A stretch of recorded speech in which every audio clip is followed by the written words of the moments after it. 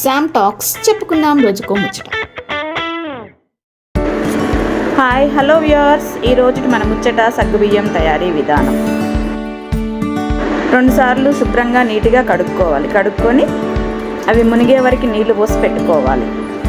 నీళ్లు పోసి పొయ్యి వెలిగించి స్టవ్ మీద పెట్టుకోవాలండి.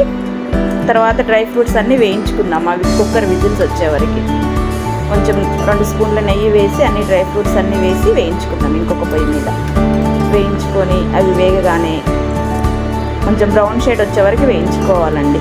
ఈ సగ్గుబియ్యం జావ శరీరానికి చాలా కావాల్సిన పోషకాలను అందిస్తాయి. మన జీర్ణ వ్యవస్థకి బాగా కాపాడుతుంది. జీర్ణ వ్యవస్థను విజిల్స్ వస్తున్నాయి. పాలు కూడా కాగబెట్టుకుందాం. అంతలోకి 3 విజిల్స్ రానివ్వాలండి. కుక్కర్లో 3 విజిల్స్ వచ్చాక గాలి ఆవిరి పోయే వరకు ఉంచేసి అప్పుడు మూత తీయాలి. చూడండి, కొంచెం బాగానే ఉడికినాయి. 3 విజిల్స్ అయితే సరిపోతుందండి. 1 గ్లాసు సగ్గుబియ్యానికి 1/2 గ్లాసు సేమియా వేయాలి. ఆ సేమియా కూడా కొంచెం సేపు ఉడికాక అప్పుడు బెల్లం వేయాలండి. 1.5 గ్లాసు సగ్గుబియ్యం సేమియా వేసాం కదా, అంతే బెల్లం తురుము కూడా 1.5 గ్లాసు వేయాలి. అది కూడా కరిగాక, బెల్లం కరిగాక డ్రై ఫ్రూట్స్ వేసేయాలి. డ్రై ఫ్రూట్స్ వేసి బాగా కలుపుకోవాలి. బాగా కలుపుకొని ఇలాచీ పౌడర్, యాలకుల పొడి అండి, ఒక 6 యాలకులు పౌడర్గా చేసుకొని వేసుకొని బాగా కలుపుకోవాలి. కలుపుకున్నాక ఇలాంటి కన్సిస్టెన్సీ రావాలి. వచ్చాక ఒక గిన్నెలోకి కొంచెం తీసుకొని అందులో పాలు కలుపుకోవాలి. మనం ఎంత తింటామో అంతలోకే పాలు కలుపుకొని ఎప్పటికప్పుడు వేడివేడిగా పాలు కలుపుకొని తింటే బాగుంటుందండి.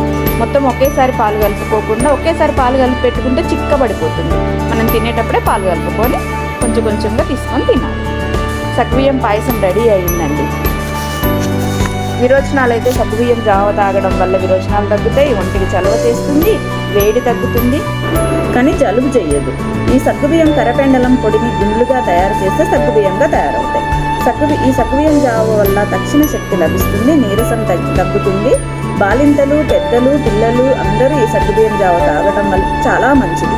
అందుకని తాగుతారని ఆశిస్తూ ఈ ముచ్చట మీకు నచ్చినట్లయితే ఒక లైక్, షేర్, సబ్స్క్రైబ్ చేయండి.